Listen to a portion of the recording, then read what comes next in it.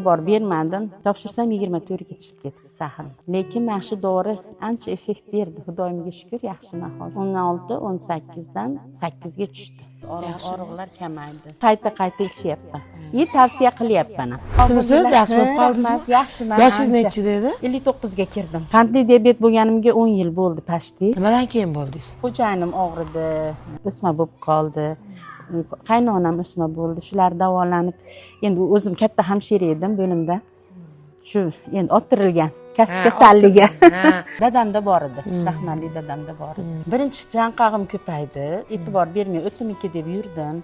Keyin oyoqlarimda og'riq bo'ldi, barmoqlarimda, qo'llarimda endi o'zi poliartritim bor edi, poliartritniki deb yurdim. Keyin bir kun sahr topshirdim, ozishni boshladim. Ancha ozdim, vez tashladim. Analiz topshirsam 7-8 chiqdi. Shunda ham sahr emasman deb o'zimga ham e'tibor bermadim. Topshirsam 24 ga chiqib ketdi sahrim. Keyin o'rtada 12-11 ga tushdi. Lekin dori darmonlar bilan, lekin yana 15-18 insulin olmayman, reklama qilyapti, ichib ko'raychi. Bundan o'g'lim tavsiya qilib olib ichdim, 8 ga tushdi sahrim. Endi og'riqlarim yo'qoldi.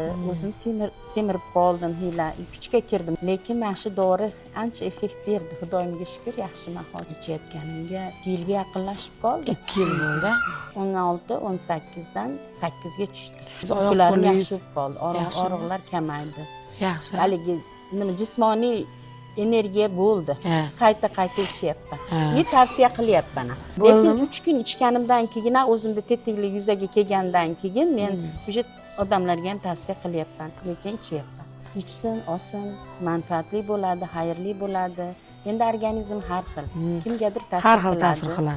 Kimgadir nima. Endi bunga ishonib, haligi ixlos bilan olish kerak. Ixlos qilsangiz, ixlos xalos deydi-yu. Ixlos qilsangiz shifo bo'ladi har bandaga.